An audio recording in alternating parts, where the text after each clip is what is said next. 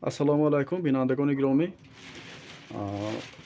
Як подписчики мо навистанд ки барои чӣ харгӯш ҳелча, яъне ҳамин хонаи худиша мехоҳад гуфта навистанд.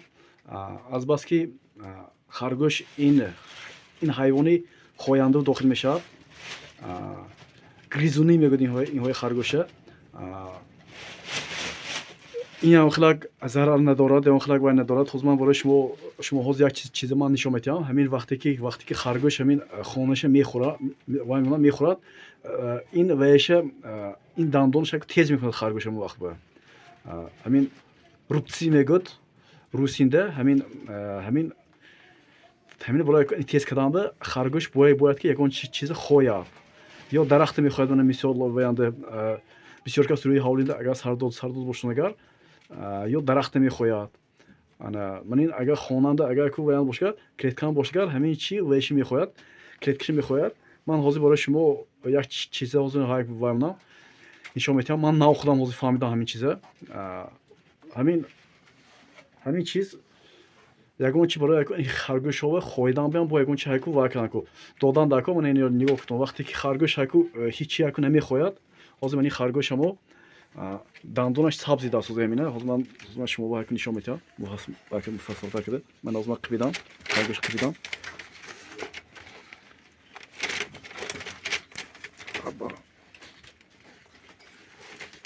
ман яб нигоҳ кунед. мана ин харгӯша даҳонаш сабзи даст. ин охирак зиёнаш нест. ина мо мебурем ҳозир худохоҳ дандонаша мебурем, бо худаш бой мешавад. ана ҳамин вақте ки чиза ҳайку намехояд, харгӯш ҳамихелак вай мешавад, дандонаш месавзад. барои ҳамихелак нашунаш бояд ки барои харгӯш ягон чи барои хоидан додан накор. сабзиам хояд мешавад. сабзи хам ранги вай бо ин чорди пароди не сахт не. ана барои ҳамин сабзи ихтиром намешавад. ҳамин дарахтое ки ман намедонам бо кадом дарахта мехояд. ҳамин ваянда нигоҳ кардан кун кадом дарахта мехояд харгӯш, ҳамона додан накор кун. чӯби дарахту баъзиш вай мешавад, талх мешавад. барои ҳамин ҳамаш ҳайку намешавад. зардолу ба фикрам мешавад. агар хато накунам, ман зардолу ҳайку хоидишан ҳайку дидагӣ. зардолуям хоидиша ҳайку дидагӣ. шояд ки шавад зардолу. банаго зардолу ҳич банаго наветам. як дешечкор вай карда ҳамто обикновени сасне вай кардан парафта накор. ҳамин чиза хоидан мешавад. ин ҳамин вақте ки мехояд, дандони харгӯш тез мешавад. ҳамихелак сабзидан вай намемонад. мана ҳозир мо вай карда камтар мо вай кардем ки ҳамин хонаша нахояд гуфтем. ман хелак уголокҳои зада ҳамаша вай кардем, усилитка будем. ман хелак ҳол шуда кун барои мо. кун хай ин ягонхелак вай не. ина мо худоҳат вай мекунем, бартараф мекунем. ина мо дандонаша мебурем. мана вайша зиёдша мебурем. мана агар 30 шавдагар мешавад, нашавдагар ин вазни ин 5 кило буд харгӯш. ин нар ин харгӯш барои куштан ба консети консов. мана агар вай кунем, агар бурем, агар 30 шавдагар 30 шуда. ҳозир мо ябур барои фаҳмидан ябур дандонаша мебурем. аввало ябур бармекишем. сони баъд аз 3-4 рӯз ҳайк бояд ки бармекишем. кани вазниша мебинем ки дандонаш агар 30 шавад, агар вес ҳайку намепартод. агар банаго 30 нашуд, банаго агар вес агар партод, агар мо ина мегирем, мекушем. ин фақат барои хӯрдан ҳама харгӯшҳо. мо ягонхелак харгӯш ба вай намекунем, жилет намекунем. баъз як одам савол доданд ки харгӯши ман касал шудагию. харгӯшам калифорнийский гуфтан. вай одам дар назар доштанд ки ҳамин харгӯшам калифорнийский мисол вай номаш чи парода гуфта фикр карданд ки ҳамин ба хиёлошон ҳайку накушану ҳамон ягонхелак сият кардани буданд.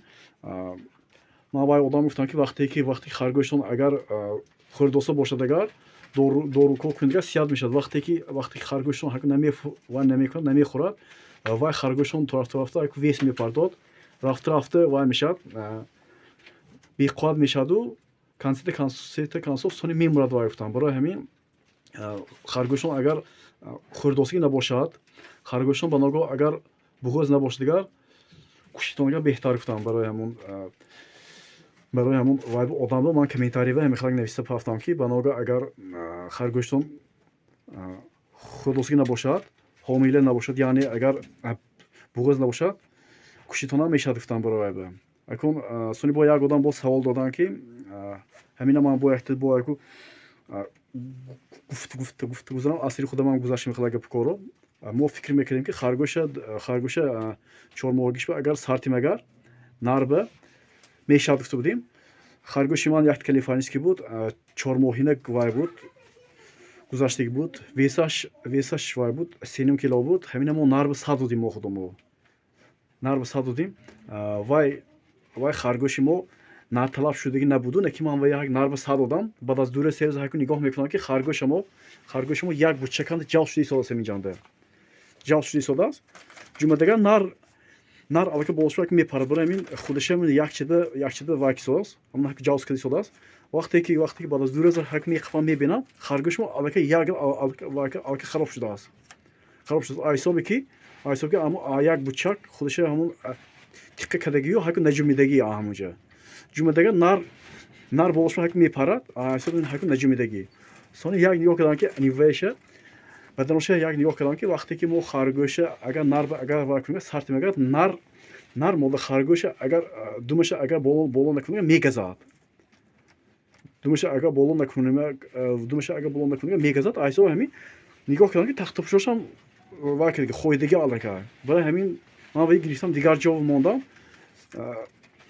инам бо як чӣ барои мо дарс шуд вақте ки ман айн бо хулоса бардам ки вақте ки агар خرگوش اگر نر طلب شدگی نباشد اگر نر به سردن دکار نیکی همین خیلک پسلی سو میشد نر میگذد یاردار میکند ویا موده اگر بناگه اگر استرس به اگر فرودگاه شوکوی اگر ساسیان اگر فرودگاه یک بچک به خودش همون حکو زیر میکند میایستد و نمیجمد اجاش ایزون میخلکان با سونی خرگوش سونی یک ویس میپاتد انیما هم میخلک شد نوش چی یک مود خرگوش من ویس پاتوف آبودگیش نگاه کنم اون نکنی پشتوش علاقه نر علاقه خویدگی علاقه در گرفتم هک دیگر جا موندم وای نکی آچولموها علاقه گذاشت وای خرگوشو اکن وای همین یک هفته یک بار درز به یابور وای به نوسی پیشی نر به میمونی من اگر دومش اگر بولو کداس بولو نکنه دیگر وای مجبوران اکن اک صد نمیتیم من برای خودم میخوام وای برادم خلاص برادم بسیاری کس فکر می وای کردن سوال دادن که خرگوش آچانوگیش مختلف میشه گفتن خرگوشو هر خیل میشه داست من همون یک پارتی شدگی من این هاش علاقه نر برافت من این هاش علاقه رفتگی نر بمونه من این هاش علاقه نر رفتگی شریک همین کی من نرافت برای همون اکن اصلا آچانوگیو اساسا خرگوش ها اصلا از چولماگیش علاقه نرطلب میشد با همین انده با شرطش هست که وزنشون اصلش از 3 کیلو زیاد بود نشده که برای همین شما همین 10 روز به مثال یا یک هفته یا بار وقتی که نربه صد میتون اگر حکم ماده استاد بهترین اگر بناگو ماده بناگو نیستدو گریزد یک طرفته اگر خودش اگر جافس کند اگر لطفی با ویا گرفته ایستاده با یک هفته دیگه با هکو واکده نگاه داشته بعد از یک هفته دیگر با اگر ساعتونگی بهترین میشه برای همین کار من خودم کردم اصلی من گذاشت همین یک خرگوشی ما айсоби میخواد که من صد دادم پیشین نربه سخت خراب شد نموند با پشتشان با چخ شد از من همون و نمایشک مالی من آپیشین نرگیرم موندم من یک هفته می با 10 روز دیگر نگاه میکنیم من سونی باید دیگه با پیش نربه صد ساده باید دیگه پروبه میکنیم من اگر خدا خواهد ان شاء الله این دفعهش به شدنش دکار موندنش دکار برای همین وقتی که شما وای به صد میتون نربه صد میتون همین خلاق واش بیام سیتواسیاش بیام اهمیتیتون همین کانال دستگیری کنید подписаться لایک و کامنتاری های فراموش نکنید بچه‌ها خیر تا ویدیوهای آینده سربلند خوناباد باشید